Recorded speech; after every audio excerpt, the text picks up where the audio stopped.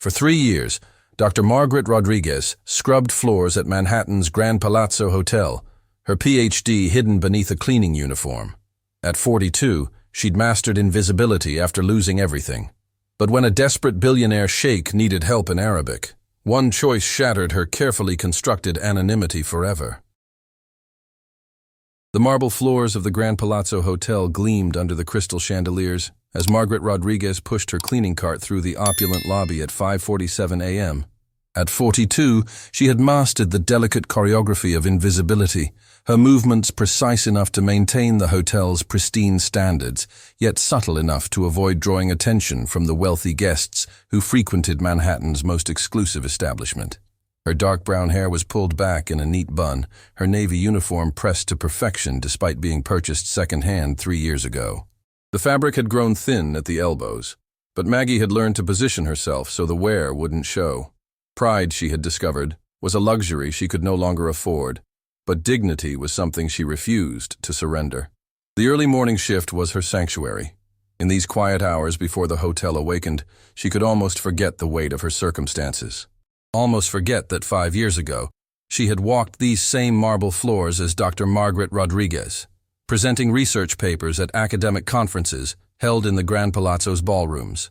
Almost forget that her PhD in Middle Eastern Studies from Columbia University now gathered dust in a storage unit she could barely afford to keep. "Morning, Maggie." Tom Walsh, the night security guard, nodded as she passed, one of the few staff members who bothered to acknowledge her existence with genuine warmth.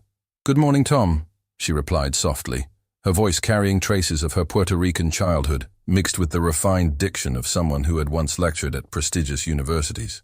As she entered the service elevator, Maggie caught her reflection in the polished steel doors. The woman staring back bore little resemblance to the confident professor who had once been featured on the cover of Academic Quarterly. That woman had possessed an inner fire, a sense of purpose that illuminated everything around her. This woman had learned to dim her light until it was barely a flicker. The elevator climbed to the 15th floor, where she would begin her daily routine of cleaning the luxury suites. Each room told a story of wealth and privilege that felt increasingly foreign to her. Silk drapes that cost more than her monthly salary, marble bathrooms larger than her studio apartment in Queens, views of Central Park that she could only glimpse while changing Egyptian cotton sheets softer than anything she owned. Room 1547 was her first stop. As she knocked gently and received no response, she used her master key to enter. The suite was empty, its occupant having checked out early for a flight to London. Left behind were newspapers in 3 languages, half-empty bottles of expensive cologne, and the lingering scent of privilege. As she began stripping the bed, a university brochure fell from between the sheets. The glossy pages showed smiling students in graduation robes, their faces bright with possibilities. For a moment that felt like eternity, Maggie was transported back to her own academic days. The weight of possibilities stretching endlessly before her, the unshakable belief that education and passion would be enough to secure her place in the world. The brochure trembled in her hands as memories flooded back unbidden. Her marriage to David, a fellow professor whose brilliant mind in literature had been matched only by his struggle with depression. The years of trying to balance her career with caring for him as his condition worsened. The sabbatical she had taken to nurse him through his darkest period, not knowing it would cost her the tenure-track position she had worked so hard to achieve. When David took his own life on a rainy Thursday morning in October 5 years ago, Maggie's world had shattered completely. The medical bills, the funeral expenses, the mortgage on their modest house in Connecticut, everything had collapsed like dominoes. By the time she emerged from her grief, her academic career had evaporated. Younger candidates with unbroken career trajectories had filled the positions she might have occupied. At 37, after a 3-year gap in her resume, she was considered damaged goods in a field that demanded constant publication and presence. "Pull yourself together, Margaret," she whispered, using the name only she called herself now. Maggie was the cleaning lady. Margaret was the woman who had once delivered keynote speeches in fluent Arabic to audiences of scholars and diplomats. She placed the brochure carefully on the nightstand and continued her work, each motion automatic after 3 years of repetition. Dust the surfaces, replace the towels, vacuum the Persian rugs, checked that every detail met the Grand Palazzo's exacting standards. It was honest work, she reminded herself. There was dignity in honest work. But as she moved through the suite, she couldn't shake the feeling that she was disappearing a little more each day. The other staff members were polite, but distant. She was older than most of them, educated in ways that created an invisible barrier in casual conversation. The guests looked through her as if she were part of the furniture. Even her neighbors in the rundown apartment building barely acknowledged her existence. The irony wasn't lost on her. She spoke 5 languages fluently, had published papers on Middle Eastern politics that were still cited in academic journals, and possessed an intimate understanding of Arab culture that few Americans could match. Yet here she was, invisible and irrelevant, earning in a month what she used to spend on research books. At 10:30 a.m., as she finished cleaning her assigned rooms on the 15th floor, the hotel's atmosphere began to shift.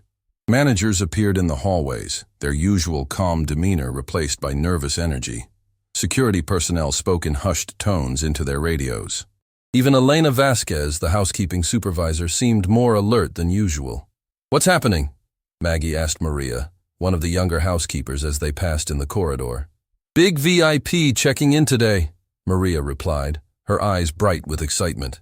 "They say he's some kind of Middle Eastern billionaire. Booked the entire penthouse floor for 2 weeks." Maggie nodded and continued her work, but something stirred in her chest. A flutter of the old curiosity that had once driven her academic pursuits. She had always been fascinated by the intersection of cultures, the ways in which East met West in the modern world. It was that fascination that had led her to spend summers in Damascus and Cairo during her graduate years, learning not just the language, but the soul of Arabic culture. As she prepared to move to the next floor, Richard Sterling, the hotel's general manager, appeared at the end of the hallway.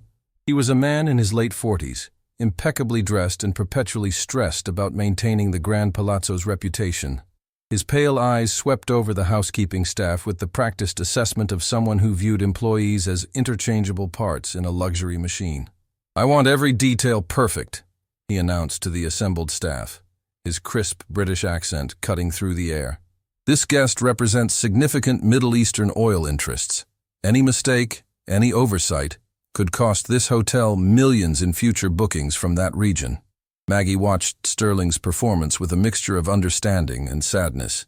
She recognized the pressure he was under, the impossible standards he was expected to maintain. But she also saw how easily he dismissed the people who actually made the hotel function. The housekeepers, the maintenance staff, the invisible army that kept the Grand Palazzo's illusion of effortless luxury intact. His eyes passed over her without recognition, despite her having worked there for 3 years. To him, she was interchangeable with any other middle-aged woman in a cleaning uniform. As the staff dispersed, Maggie found herself thinking about the arriving guest. In her academic days, she had met many wealthy Middle Easterners at conferences and cultural events. Some had been genuinely committed to building bridges between their world and America. Others had been more interested in projecting power than fostering understanding. She wondered which type this new arrival would be. The afternoon passed slowly as anticipation built throughout the hotel. By 4 p.m., the penthouse floor had been sealed off, with security guards stationed at every elevator and stairwell. The regular staff had been replaced with the hotel's most experienced team members, everyone except Maggie, who remained largely invisible in the hierarchy of importance. As her shift neared its end, she made her way to the staff locker room to change out of her uniform. The small space buzzed with conversation about the mysterious VIP, but Maggie barely listened. She was exhausted, as she was every day, by the physical demands of the work and the emotional weight of carrying a hidden identity. But as she gathered her worn purse and prepared to leave for her cramped apartment in Queens, she had no idea that tomorrow would shatter the careful invisibility she had cultivated. She couldn't know that a chance encounter in a marble hallway would force her to choose between the safety of silence and the risk of being seen again. In her small apartment that night, surrounded by boxes of books she couldn't bear to sell but had no shelves to display, Maggie Rodriguez fell asleep unaware that Dr. Margaret Rodriguez was about to be reborn, and this time, she would refuse to disappear. The next morning crackled with tension that rippled through the Grand Palazzo's marble corridors. Maggie sensed it immediately upon entering through the staff entrance. Hushed conversations ceased abruptly as she walked by, supervisors huddled in anxious clusters near the elevators, and even the typically composed concierge repeatedly glanced at his timepiece with visible agitation. She had just retrieved her cleaning cart when Elena Vasquez approached with hurried steps, clipboard pressed protectively against her chest. "Maggie, I need you reassigned to the 20th floor today," Elena announced, her tone betraying unusual nervousness. "Our penthouse guest, there's been a complication." "What kind of complication?"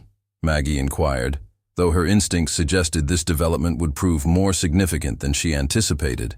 Elena surveyed the bustling corridor, then stepped closer. His translator vanished. Some family emergency back in Dubai. Major American investors arrive in 2 hours, and his English deteriorates under pressure. She spread her hands helplessly. Right now he's anything but composed. As Maggie ascended to the 20th floor, her thoughts drifted to those transformative summers in Syria, absorbing Arabic not merely as academic study, but as a cultural bridge. She recalled her students' expressions of defeat when complex ideas couldn't translate into their second language, how linguistic barriers could reduce even powerful individuals to frustration. The elevator revealed barely controlled pandemonium beneath the Grand Palazzo's polished exterior. Richard Sterling paced near the penthouse entrance, his typically immaculate appearance showing cracks, disheveled hair, perspiration, despite perfect climate control, speaking frantically into his phone. "Cost is irrelevant," Sterling declared, his British accent growing sharper with stress. "Locate an Arabic translator within the hour, or watch this establishment's reputation crumble." Spotting Maggie, he gestured impatiently toward the service corridor. "Simply, maintain distance today. Handle the standard suites on this floor, but avoid the penthouse entirely." Maggie acknowledged with a nod and began her routine. Yet the sounds emanating from the penthouse proved impossible to ignore. Alternating between heavily accented English and rapid Arabic, frustration transcending linguistic boundaries. Within 20 minutes the voices intensified, desperation mounting. Through the partially open service door, she glimpsed expensively dressed men pacing the marble hallway, their faces etched with the particular anxiety accompanying jeopardized millions. Then clarity emerged from the chaos, Arabic spoken with Damascus-educated sophistication, words roughly meaning, "How can I convey renewable energy partnership complexities when I sound infantile in their language?" Maggie's dusting motion ceased entirely. The voice continued, and she found herself instinctively translating. 15 years cultivating these relationships, now watching them dissolve because proper words elude me. Against every survival instinct demanding invisibility, Maggie moved toward the partially opened door. Through the gap, she observed him directly. Sheikh Samir al-Qasimi. Younger than anticipated, perhaps mid-40s, possessing natural command presence even amid distress. His typically flawless appearance showed strain, tie loosened slightly, hand repeatedly raking through silver-touch dark hair. 2 American businessmen occupied antique chairs with rigid posture, phones receiving increasing attention. Their body language conveyed dwindling patience, time equating money, opportunities dissolving. "Mr. Al-Qasimi," one pronounced slowly, addressing him like a child. "Perhaps rescheduling would be wise once you secure proper assistance." The Sheikh's jaw clenched, and Maggie recognized intimately what flickered in his eyes. Humiliation from dismissal based not on intellect, but linguistic limitation. His Arabic response revealed mounting frustration. "They assume incompetence because I struggle with their language, yet I've constructed an empire beyond their comprehension." Sterling appeared in the doorway, his face flushed with desperation. "Sir, I'm still working on finding a replacement translator. Perhaps if we could delay the meeting just a few more hours." La yumkin," the Sheikh replied sharply, then caught himself and switched to strained English. "No, cannot delay. Other investors wait. This is only time." That's when Maggie made the choice that would change everything. Later, she would wonder what force moved her forward. Compassion, recognition of shared struggle, or simply the inability to watch someone suffer when she had the power to help. She stepped into the doorway. "Excuse me," she said softly, her voice barely audible over the tension in the room. Every head turned toward her. Sterling's face went from flushed to pale in seconds. The businessman looked confused. and Sheikh Al-Qasimi's dark eyes met hers with a mixture of surprise and something else, a flicker of hope he was afraid to acknowledge. "Sir," she said, addressing the Sheikh directly, "I couldn't help but overhear. You were saying that you need to explain renewable energy partnerships, but you're concerned about the complexity getting lost in translation." The silence that followed was so complete that Maggie could hear her own heartbeat.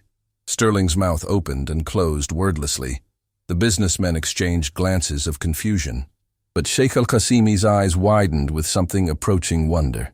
He responded in Arabic, his voice cautious but filled with sudden hope.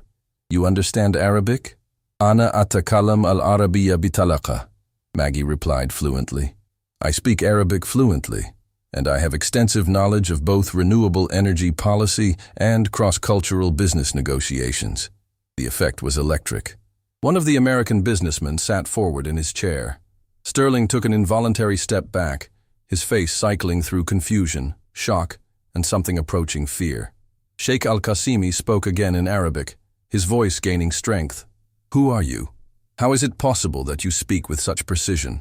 "Ana Dr. Margaret Rodriguez," she replied, using her full title for the first time in 3 years. "I am Dr. Margaret Rodriguez, former professor of Middle Eastern Studies at Columbia University. I have spent years studying the intersection of Arabic business culture and American corporate practices." The Sheikh's composure cracked completely. He stared at her for a long moment, then spoke in English, his accent still heavy but his words carefully chosen. You are, Professor, but you are here." "I'm here because life took an unexpected turn," Maggie said simply. "But my knowledge didn't disappear with my circumstances." Sterling finally found his voice. "Now wait just a minute," he sputtered, stepping forward with his face reddening. "Maggie, you need to return to your work immediately. You cannot interrupt important business meetings. This is completely inappropriate." But Sheikh Al-Qasimi raised his hand with the natural authority of someone accustomed to command. "Mr. Sterling," he said in English, his voice carrying new strength, "this lady may be solution we need, if she can help." "Sir, with all due respect," Sterling interrupted, sweat now visible on his upper lip, "she's a cleaning lady. Surely we can find a more appropriate professional translator." The words hit Maggie like a physical blow, but instead of retreating into invisibility as she had for 3 years, she felt something awakening inside her.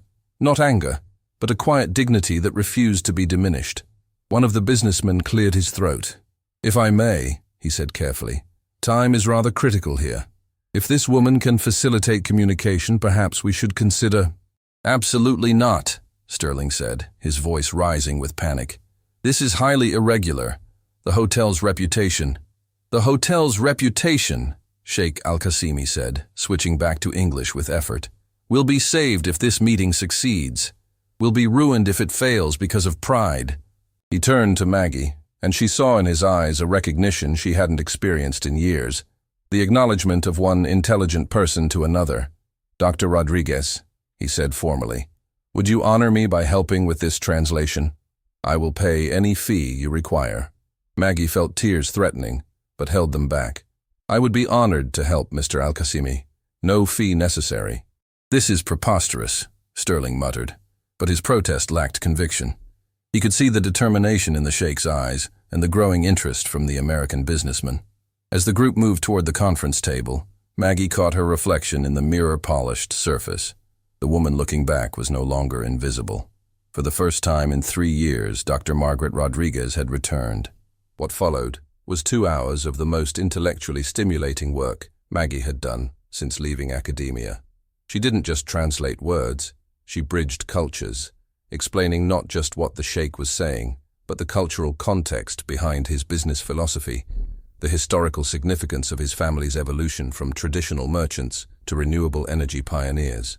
When the Sheikh spoke of partnership built on mutual respect rather than mere profit, Maggie translated not just the words, but the cultural weight behind them. When the Americans discussed due diligence and risk assessment, she helped the Sheikh understand the deeper concerns about stability and long-term commitment. Gradually, the atmosphere in the room shifted. The Americans leaned forward with genuine interest. The Sheikh's confidence grew with each successfully communicated concept. and Maggie felt pieces of herself she'd thought lost forever, clicking back into place. By the end of the meeting, preliminary agreements worth hundreds of millions of dollars had been outlined. Hands were shaken with genuine warmth rather than polite formality. As the American businessman left, praising both the Sheikh's vision and the exceptional translation services, Sheikh Al-Qasimi turned to Maggie with an expression she couldn't quite read. "Dr. Rodriguez," he said formally, "I am in your debt, not just for translation but for understanding. You did not just speak my words, you spoke my heart." Sterling, who had remained silent throughout the successful meeting, now stepped forward with a forced smile. "Well, that worked out wonderfully. Maggie, you can return to your regular duties now." But the Sheikh's expression hardened. "Mr. Sterling, Dr. Rodriguez has just saved business worth more money than this hotel sees in a year. Perhaps she deserves better recognition than dismissal." The tension in the room was palpable. Maggie stood between two worlds: the invisible service worker she'd been for 3 years, and the accomplished professional she'd once been. For the first time since David's death, she felt worthy of respect. "Thank you, Sheikh Al-Qasimi," she said quietly, "but I should return to my work." "No," he said firmly. "Your work now is far more important than cleaning rooms. Would you do me the honor of having dinner with me tonight? I have a proposition that might interest you." As Maggie nodded her agreement, she felt something she hadn't experienced in years: the stirring of possibility, the sense that perhaps her story wasn't over after all. Behind them, Sterling's face had gone pale as he began to realize that his comfortable world of dismissing unimportant people might be about to change forever. 3 hours had elapsed since the business triumph, and the Grand Palazzo hummed with hushed conjecture. Maggie sensed the atmospheric shift as she navigated the marble corridors. Employees who had previously ignored her presence now observed openly, their discussions halting abruptly upon her arrival. Word had traveled through the hotel's communication channels with wildfire intensity. The housekeeper speaks fluent Arabic. The maintenance worker rescued a multi-million-dollar negotiation. The janitor held a doctorate. Each retelling gained fresh details, but the essence remained startling. Margaret Rodriguez was not what she seemed. Elena Vasquez materialized beside her as Maggie collected fresh linens from the supply closet. The supervisor's countenance blended bewilderment with something resembling reverence. "Can this be accurate?" Elena murmured, scanning the vicinity to confirm privacy. "About your doctoral degree, your professorship." Maggie creased a towel with methodical care, gaining time to craft her answer. "Yes, it's accurate. But why remain silent? All these years, allowing others to assume..." Elena's words dissolved as realization dawned. "Dear God, Maggie, what circumstances brought you here?" Before Maggie could respond, Maria Santos emerged from around the corner, her youthful features animated with enthusiasm and intrigue. "Are the rumors accurate about you preserving Mr. Sterling's position today? Word is, the Sheikh considered withdrawing his business entirely until you intervened." The intensity of their scrutiny pressed against Maggie's ribcage. For 3 years, she had nurtured anonymity as meticulously as others cultivated prized orchids. Now, abruptly thrust under examination, she experienced exposure in ways that triggered her retreat impulses toward protective obscurity. "I merely provided linguistic assistance," she responded softly, though even while speaking she recognized these words lacked power to contain the narrative permeating the hotel. 20 minutes elapsed before Richard Sterling's command resonated through the staff corridor. "Margaret Rodriguez, my office. Now." The journey to Sterling's office resembled a condemned person's final walk. Fellow employees peered from doorways and service alcoves, their expressions spanning from supportive to dubious to openly antagonistic. Janet from accounting murmured to her companion, "Probably fabricated the entire story for attention." Meanwhile, Tom from security caught Maggie's gaze and offered an encouraging gesture. Sterling's office emanated barely restrained rage. He remained rigid behind his desk, fingers interlaced, colorless eyes boring into her with scarcely concealed fury. Upon her entry, he withheld any invitation to be seated. "Shut the door," he ordered. The latch's click seemed to determine her destiny. 3 years, Sterling commenced, his tone misleadingly tranquil. 3 years under my management. 3 years of evaluations where you never disclosed Arabic proficiency, never revealed academic credentials, never mentioned qualifications potentially beneficial to this establishment. Maggie maintained her stance, hands clasped behind her back in unconscious echo of her lecturing posture. You never inquired about my background, Mr. Sterling. The application requested housekeeping experience, which I documented. Cease. His tone sharpened dangerously. Don't deflect this toward application procedures. You deliberately concealed relevant expertise. You undermined my competence before one of our most valued clients. The charge struck deeper than Maggie anticipated. She grasped Sterling's perspective. His authority questioned, his judgment challenged. Yet the injustice of his fury awakened something she believed permanently buried. Respectfully, Mr. Sterling, I enhanced your success. The negotiation concluded favorably.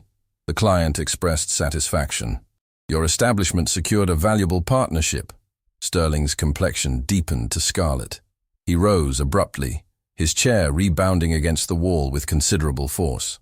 My establishment? My establishment? His British inflection intensified with outrage. You violated every professional boundary.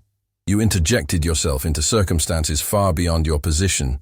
You humiliated me, this institution, and yourself. Each word landed like a physical blow, but instead of retreating into the submissive silence that had protected her for 3 years, Maggie felt her spine straightening. The woman who had once commanded lecture halls began to surface. Above my station, she repeated quietly. Mr. Sterling, I hold a doctorate from Columbia University. I've published extensively on Middle Eastern cultural dynamics. I've consulted for international corporations on cross-cultural business practices. What exactly is my station? Your station, Sterling snarled, is cleaning toilets and emptying trash bins. Whatever you might have been before is irrelevant to what you are now. And what you are now is an employee who violated direct orders and created an embarrassing spectacle. The cruelty in his voice was designed to wound, to push her back into the box where she belonged. For a moment, Maggie felt the familiar urge to apologize, to make herself smaller, to disappear back into safe invisibility. Instead, she spoke with quiet dignity. Mr. Sterling, I helped someone in need. I used knowledge and skills to solve a problem. If that embarrasses you, perhaps the issue isn't my actions. The silence that followed crackled with tension. Sterling's hands trembled slightly as he gripped the edge of his desk. His pale eyes darted between Maggie's face and the window behind her, as if seeking escape from a conversation spiraling beyond his control. You're suspended, he said finally, his voice hoarse. Effective immediately. 3 days without pay while I decide whether to terminate your employment. The words should have devastated her. 3 years ago, they would have sent her to her knees begging for mercy. But something fundamental had shifted during those 2 hours of translation. She had remembered who she was beneath the uniform and the invisibility. I understand, she replied calmly. You understand? Sterling's voice rose incredulously. That's all you have to say? No apologies? No pleading for your job? Maggie met his gaze steadily. I understand that you're frightened. I understand that my actions today threatened your sense of control. I understand that you need someone to blame for feeling undermined. But I won't apologize for helping someone when I had the ability to do so. Sterling's mouth opened and closed wordlessly. In 3 years of employing Margaret Rodriguez, he had never seen this version of her. Poised, articulate, unafraid. It clearly unsettled him profoundly. Get out, he whispered finally. Get out of my office and off these premises immediately. As Maggie gathered her purse and headed toward the staff exit, word of her suspension spread through the hotel with lightning speed. The reactions varied dramatically. Some staff members avoided eye contact, afraid of guilt by association. Others offered supportive glances or whispered words of encouragement. Elena caught up with her near the service elevator. Maggie, I'm so sorry, this isn't fair. Fairness isn't guaranteed, Maggie replied, surprising herself with the peace in her voice. But dignity is always a choice. As she stepped onto the street outside the Grand Palazzo, Maggie felt something she hadn't experienced in years. Freedom. The weight of hiding, of constantly diminishing herself, had been lifted. For the first time since David's death, she felt fully alive. Her phone rang as she walked toward the subway station. The number was unfamiliar, but when she answered, the cultured voice of Sheikh Al-Qasimi filled her ear. Dr. Rodriguez, I hope I'm not disturbing you. I wanted to thank you again for your invaluable assistance today. You're very kind, but it was my pleasure to help. I'm calling because I've just learned of your suspension from the hotel. This is unacceptable. A woman of your caliber should never face punishment for excellence. Maggie paused on the sidewalk, pedestrians flowing around her like water around a stone. How did you learn about my suspension? Word travels quickly in luxury hotels, especially when injustice is involved. Dr. Rodriguez, I have a proposition for you. I'm establishing an American office for my renewable energy ventures. I need someone who understands both cultures intimately, someone who can bridge the gap between Arabic business practices and American corporate culture. The offer hung in the air between them, full of possibilities Maggie had stopped allowing herself to imagine. I'm offering you a position as cultural liaison and senior translator. The salary would be substantial, more than substantial. Sheikh Al-Qasimi, I'm flattered, but I couldn't possibly... Why? His voice carried genuine puzzlement. You possess exactly the qualifications I require. Your expertise today was extraordinary. Why would you refuse to use your gifts? The question pierced through years of self-doubt and defensive diminishment. Why would she refuse?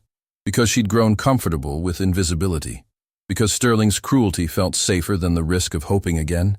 I need time to consider. Of course. But Dr. Rodriguez, may I share something with you? Today, when you chose to help me despite the risk to yourself, you reminded me why I believe in the power of individuals to change circumstances. You didn't have to reveal yourself. You could have remained safe in anonymity, but you chose courage over comfort. After ending the call, Maggie sat on a bench in Central Park, watching children play while their mothers chatted nearby. The scene reminded her of countless afternoons with her graduate students, discussing the intersection of personal choice and historical momentum.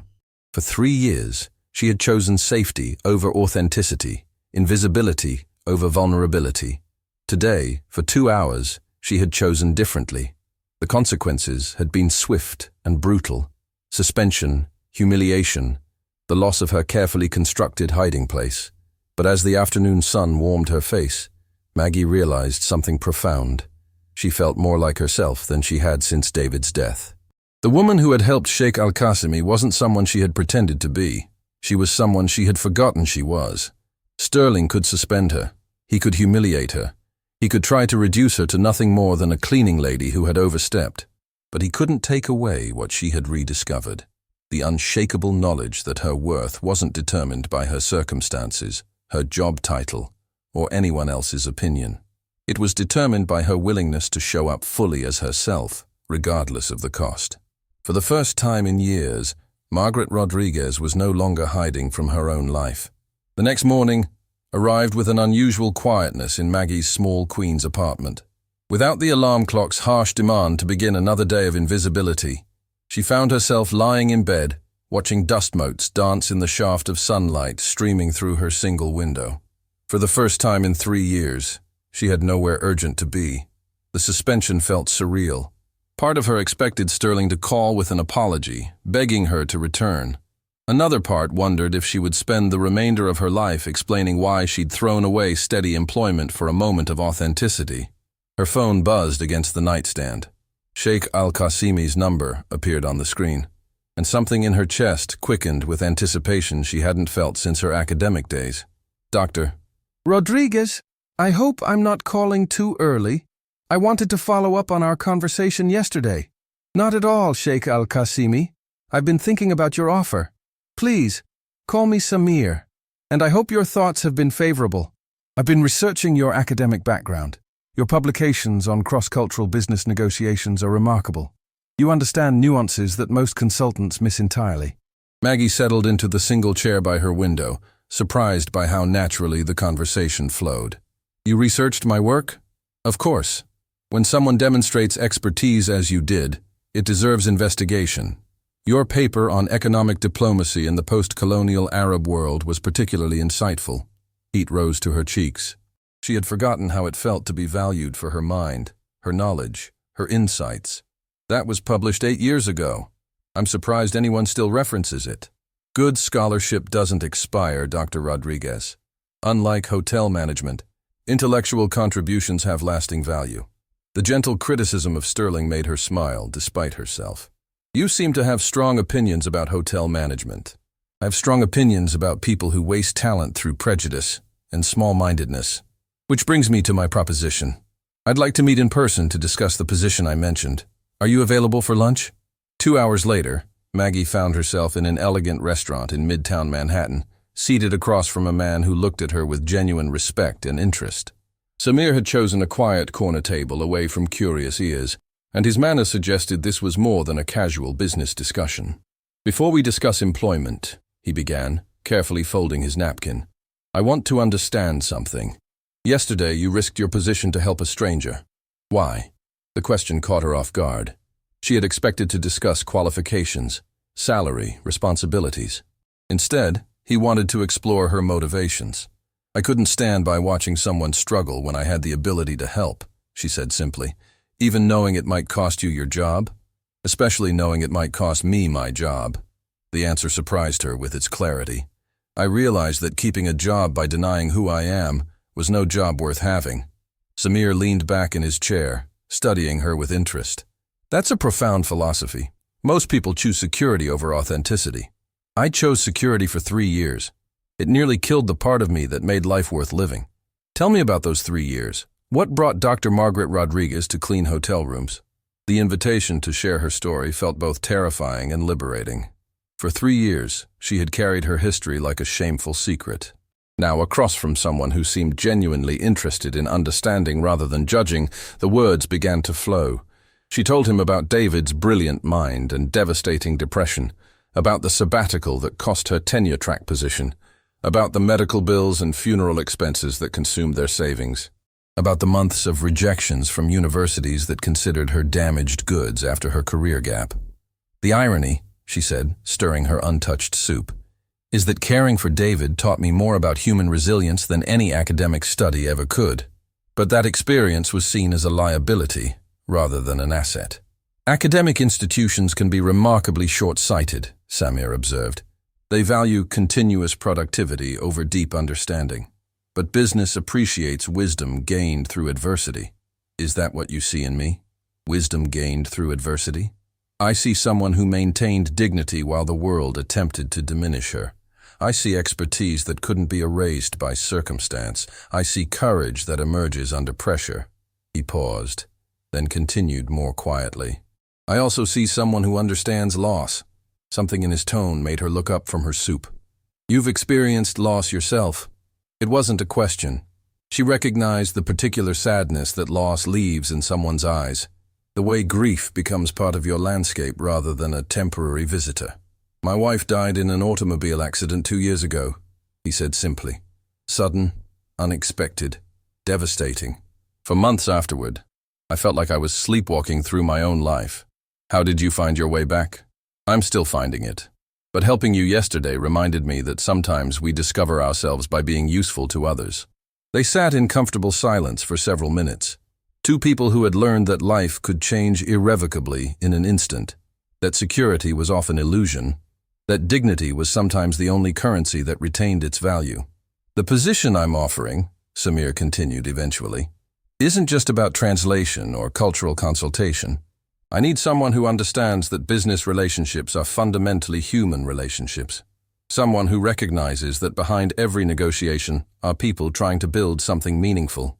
What exactly would my responsibilities include? Initially, establishing our New York office, identifying potential American partners for renewable energy projects, translating not just language but cultural expectations and business practices. Eventually, if you're interested, leading a team of cultural consultants. The scope of the offer was breathtaking.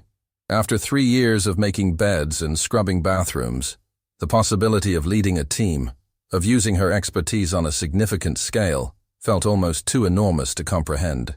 The salary would be $200,000 annually, plus performance bonuses and full benefits, Samir added casually.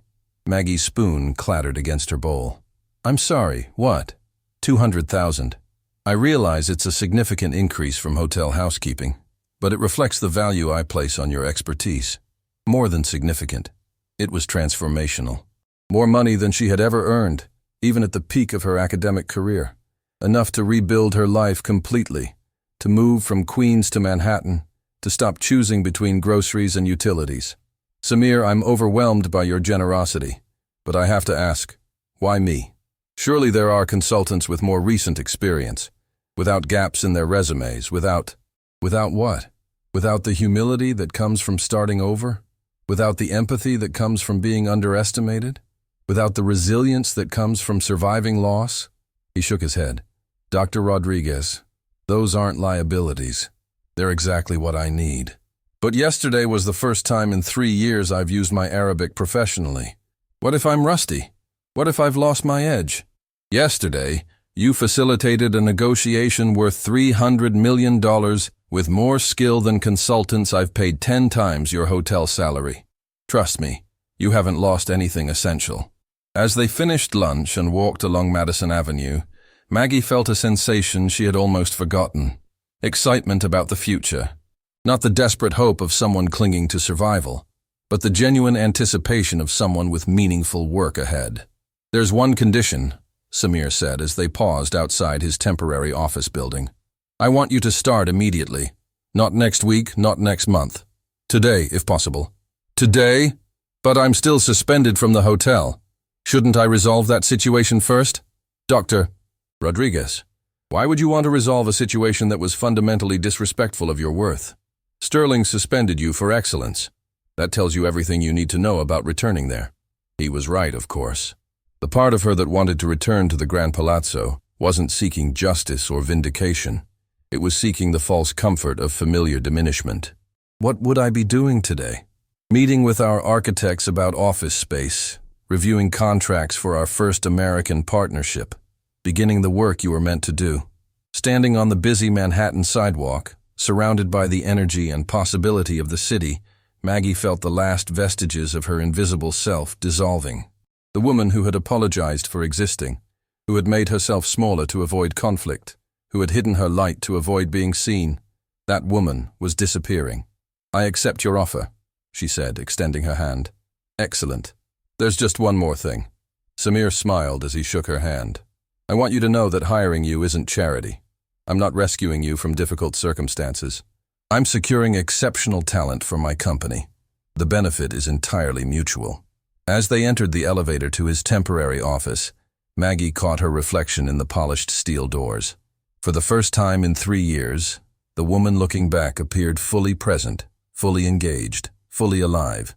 The elevator climbed toward her new life, leaving behind not just the lobby, but the version of herself that had been willing to settle for invisibility. Margaret Rodriguez, not Maggie the cleaning lady, but Dr. Margaret Rodriguez, was stepping back into the world, and this time, she had no intention of disappearing. 6 weeks had transformed everything, yet nothing. Maggie stood in the gleaming offices of Al-Qasimi Renewable Energy Solutions, her reflection wavering in the floor-to-ceiling windows like a ghost between two worlds. The Manhattan skyline stretched endlessly beyond the glass, but her mind kept returning to marble corridors and the echo of cartwheels on polished floors. Her tailored navy suit felt like armor, protection against a world that had once dismissed her, but also a barrier between who she'd been and who she was becoming. The Persian rugs beneath her feet cost more than she'd earned in months at the hotel, yet something hollow echoed in the spacious office. Success, she was learning, brought its own forms of loneliness. The intercom's gentle buzz interrupted her brooding. Dr. Rodriguez, there's someone here to see you. Says it's personal. Maggie's chest tightened. Personal visits meant ghosts from her former life, reminders of a world she thought she'd left behind. Send them in. The door opened to reveal Maria Santos, but not the confident young woman Maggie remembered. This Maria looked diminished, her shoulders curved inward, her eyes darting nervously around the office before settling anywhere but on Maggie's face. I shouldn't have come, Maria blurted, already half turning toward the door. This was a mistake. Maria, please sit. Maggie moved from behind her imposing desk, choosing instead the informal seating area by the windows. What's wrong? The younger woman perched on the edge of a leather chair, her posture screaming flight risk. Her hands twisted in her lap, and Maggie noticed the raw skin around her fingernails, a habit that hadn't existed when they'd worked together. Everything's different since you left, Maria whispered, her voice barely audible. Sterling, he's lost his mind. A familiar knot formed in Maggie's stomach. What do you mean? He questions everything now, every conversation, every interaction. Last week, he overheard me speaking Spanish to my mother on break, and he demanded to know what languages I speak, whether I've been hiding anything, whether I'm another Dr. Rodriguez situation waiting to happen. Maria's voice cracked on the last words, and Maggie saw her own past reflected in the young woman's fear, the terror of being discovered, of having your truth become a weapon against you.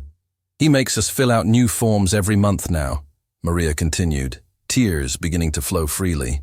About our education, our skills, our families. He hired a private investigator to run background checks on all the housekeeping staff. Elena found out and... She broke off, pressing her hands against her mouth as if to hold back words too dangerous to speak. Elena found out and what?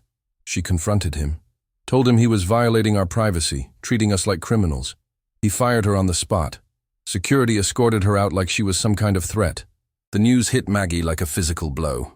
Elena, patient, kind Elena, who had given her a chance when no one else would, who had treated her with dignity when the world saw only a cleaning lady, had lost her job because of the chaos Maggie's revelation had created. There's more, Maria said, her voice barely above a whisper. Tom Walsh spoke up for Elena during the confrontation. He told Sterling he was acting like a tyrant, that you were the most honest person who'd ever worked there. Sterling fired him too. The office suddenly felt too warm, too bright.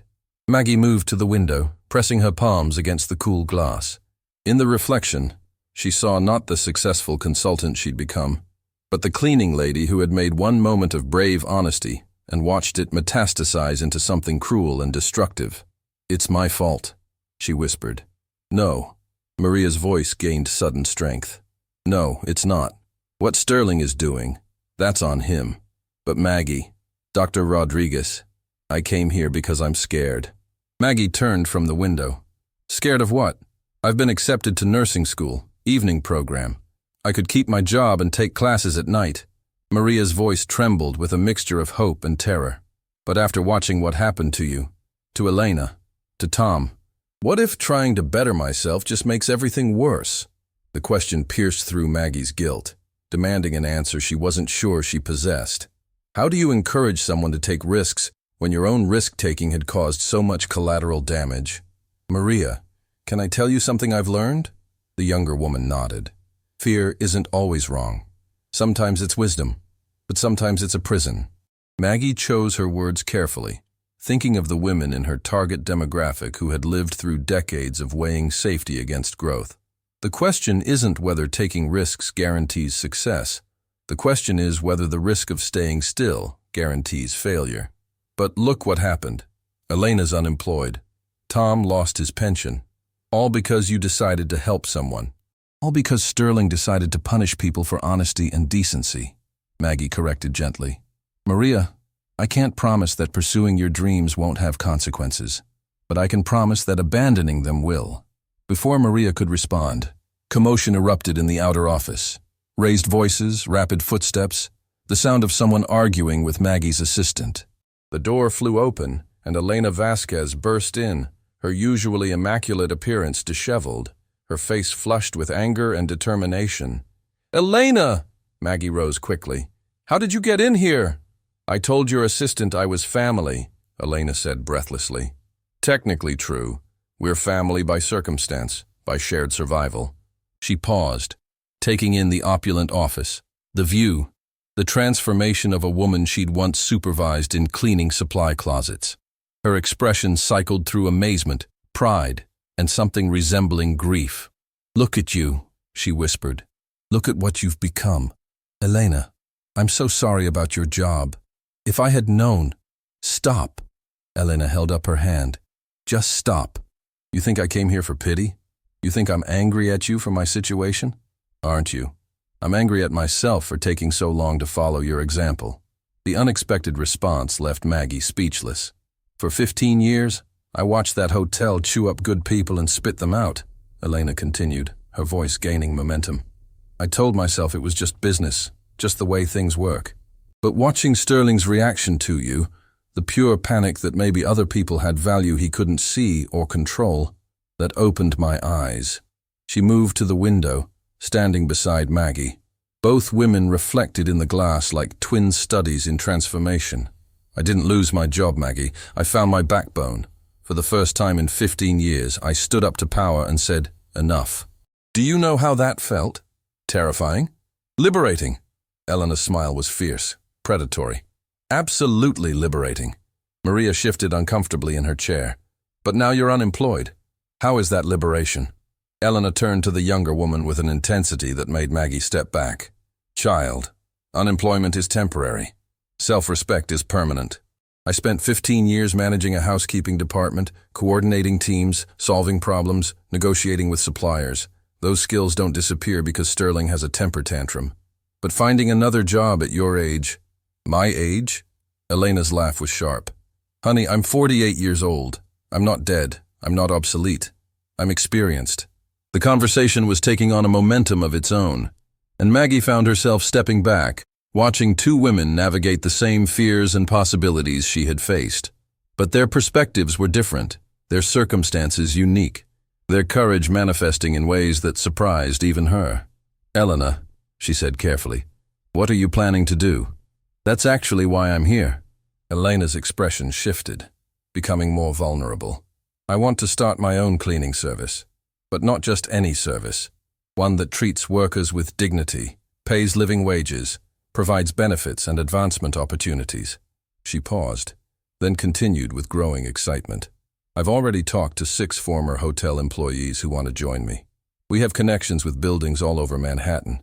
We understand the industry from the inside. That's incredible, Maggie said, genuinely impressed. But I need startup capital. And I need someone who understands what it's like to be invisible in plain sight. Eleanor's eyes met Maggie's directly. I need an investor who remembers what it feels like to be discounted because of your job title. The request hung in the air between them, loaded with possibility and responsibility. Maggie felt the weight of the moment, not just Elena's future, but her own role in creating opportunities rather than simply escaping circumstances.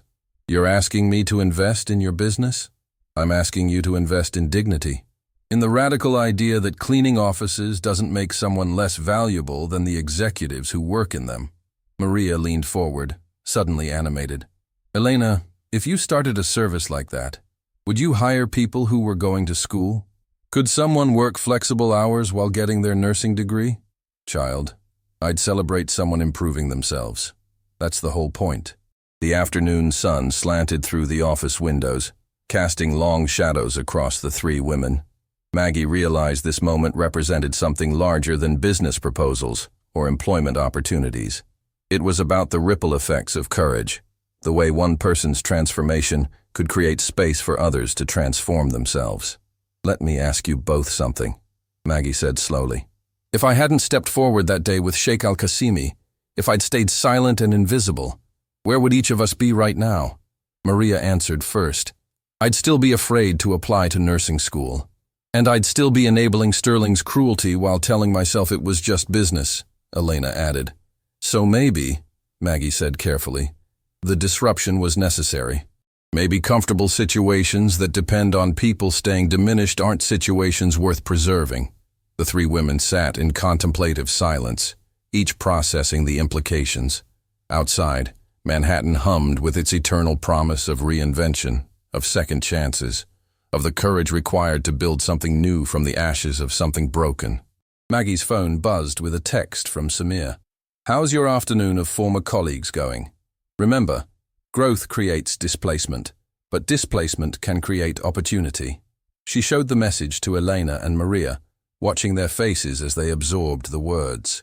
Your boss sounds wise, Elena observed. He is, and he's taught me something important about leadership. Maggie looked at both women intently. The goal isn't to escape your circumstances and leave everyone else behind. The goal is to create enough space for others to follow. So, Elena's voice carried barely contained hope. Are you interested in discussing investment possibilities? Maggie smiled, feeling pieces of her identity, past and present, professor and cleaning lady, individual success and collective responsibility. finally clicking into place. Elena, I'm very interested. But first, I have a question for both of you. What's that? Are you ready to be visible? 3 months later, Maggie stood in the lobby of the Grand Palazzo Hotel, but this time she wasn't invisible. The marble floors still gleamed under crystal chandeliers, but everything else had shifted. She wore a charcoal gray suit that spoke of success without ostentation, and her presence commanded attention in ways that had nothing to do with clothing. Beside her, Sheikh Samir Al-Qasimi adjusted his tie with nervous precision. For all his wealth and power, he seemed genuinely anxious about this return to the scene of their first encounter. "Are you certain this is wise?" he asked quietly. "Some bridges are better left unburned rather than rebuilt." "This isn't about rebuilding bridges," Maggie replied, watching hotel staff begin to recognize her through the glass doors. "This is about demonstrating that dignity survives transformation." Their business meeting with potential investors had concluded successfully in the hotel's conference facilities, the same rooms where she had once polished furniture and emptied wastebaskets. The irony hadn't been lost on anyone present, least of all Richard Sterling, who had spent the entire session avoiding direct eye contact with either of them. Now, as afternoon settled into early evening, Maggie had one final piece of business to conduct. Tom Walsh emerged from the security office, his familiar face breaking into a genuine smile that creased the corners of his eyes. At 62, he moved with the careful dignity of someone who had learned that employment was temporary, but character was permanent. "Dr. Rodriguez," he said, extending his hand with warmth that made her chest tighten with gratitude. "You look like success agrees with you." "Tom, I'm so sorry about your job. Elena told me what happened." He waved away her apology with practiced ease. "Best thing that could have happened to me, honestly. My wife kept saying I should retire, enjoy my grandchildren. Took Sterling's tantrum to give me the push I needed." His eyes twinkled with mischief. "Besides, Elena's new cleaning service needed a security consultant. Turns out treating people with respect makes them loyal employees." Who would have thought? Before Maggie could respond, a commotion near the front desk caught their attention. Maria Santos had arrived, but she wasn't alone. 3 other young women accompanied her, all wearing expressions of nervous determination that Maggie recognized instantly, the look of people about to step outside their comfort zones. "Dr. Rodriguez," Maria approached with newfound confidence, her posture straighter than Maggie remembered. "I wanted you to meet my classmates from nursing school. They're interested in Elena's job placement program." The introductions revealed a pattern that made Maggie's heart race with possibility. Carmen, a single mother working 2 jobs while pursuing her medical technician certification.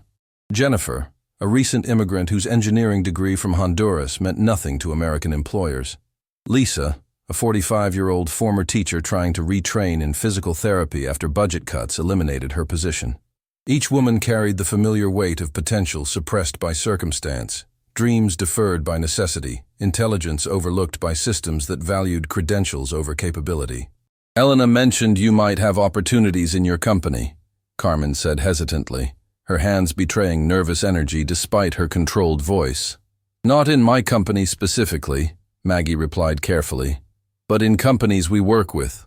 Organizations that are learning to value diverse perspectives and unconventional backgrounds." "Unconventional backgrounds," Jennifer repeated with a bitter laugh. "Is that what we're calling it now?" The sharpness in her tone was familiar. The defensive armor that protected wounded pride. Maggie had worn it herself for 3 years. "Jennifer, what's your engineering specialty? Renewable energy systems, solar panel efficiency, wind farm optimization?" Jennifer's voice gained strength as she spoke about her expertise. "I designed 3 major installations in Tegucigalpa before my family had to leave." Samir stepped forward, his interest clearly piqued. "We're always seeking engineers with practical experience in emerging markets. American companies often struggle with international applications. You'd be interested in someone like me?" Jennifer's skepticism was palpable. "I'd be interested in someone with your qualifications regardless of where you acquired them," Samir replied firmly.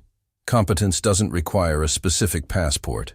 As the conversation continued, Maggie noticed Sterling approaching from across the lobby. His gait was hesitant, uncertain, a man walking toward a conversation he didn't want to have but couldn't avoid. The group fell silent as he joined them, his pale eyes darting between faces like someone calculating odds in an unfavorable game. "Dr. Rodriguez," he began formally, "I hope your meeting today was satisfactory." "It was successful, thank you." Sterling's jaw worked silently for several seconds, his internal struggle visible in the tension around his eyes. I should mention, the hotel's policy regarding employee background disclosure has been revised. Revised how? We no longer require extensive personal histories from staff members. We've returned to evaluating performance based on performance. The admission was clearly difficult for him, each word extracted like a splinter. Tom Walsh raised an eyebrow, his expression suggesting this policy change was recent and hard-won. "That sounds like a positive development," Maggie replied neutrally, though she wondered what forces had compelled Sterling toward this unexpected reasonableness. "Yes, well," Sterling cleared his throat, glancing around at the assembled women with barely concealed discomfort. "We've also instituted educational support programs for staff members pursuing professional development. Tuition assistance, flexible scheduling, that sort of thing." Maria's eyes widened with surprise. "Really? The hotel industry benefits from educated, ambitious employees," Sterling said stiffly, as if reciting rehearsed lines. "We've come to understand that supporting staff growth creates loyalty and reduces turnover."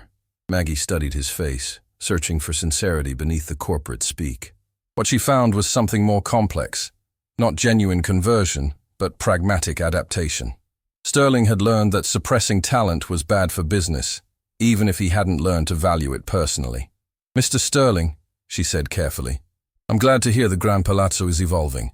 He nodded curtly and began to walk away, then stopped and turned back. "Dr. Rodriguez, if I may ask, why did you never mention your qualifications during your employment here?" The question hung in the air, loaded with implications. Everyone present understood its weight, not just professional curiosity, but a request for understanding, perhaps even absolution. "Because you never asked," Maggie replied simply. "And because I had learned to believe that my value was determined by other people's perceptions, rather than my own knowledge of who I was." Sterling absorbed this silently, his expression cycling through confusion, recognition, and something resembling regret. "I see," he said finally, then walked away without another word. As the afternoon light began to fade, the group moved toward the hotel's exit, but Maggie lingered for a moment in the lobby, letting her eyes trace the marble patterns she had once known by heart. Samir touched her elbow gently. "How does it feel, coming back here?" "Different than I expected," she admitted. "I thought I'd feel vindicated or triumphant. Instead, I feel sad for who I used to be, and grateful for who I've become." "And who have you become?" The question deserved a thoughtful answer. Maggie considered the past months, the challenges of building a new career, the responsibility of mentoring others, the complex emotions of returning to places where she'd once felt powerless. "Someone who understands that worth isn't granted by external circumstances," she said finally.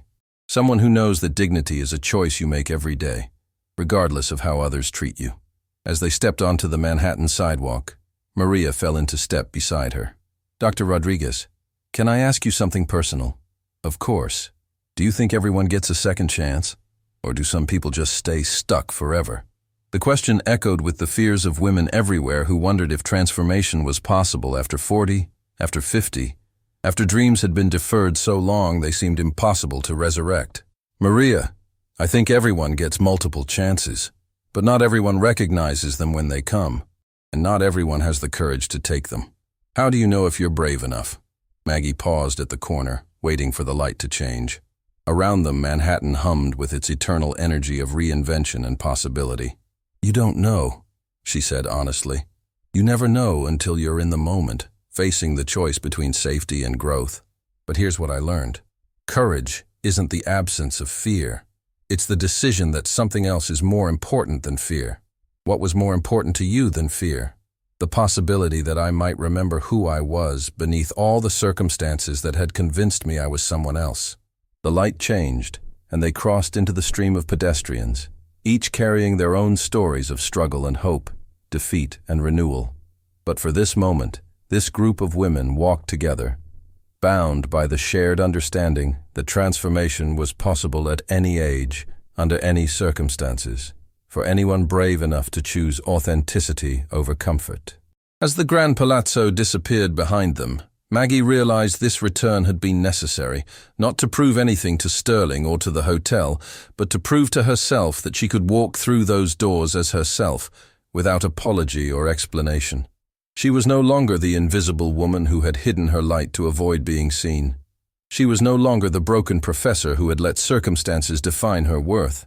She was Margaret Rodriguez, whole, integrated, unapologetic about both her struggles and her strength. And for the first time in years, that felt like enough.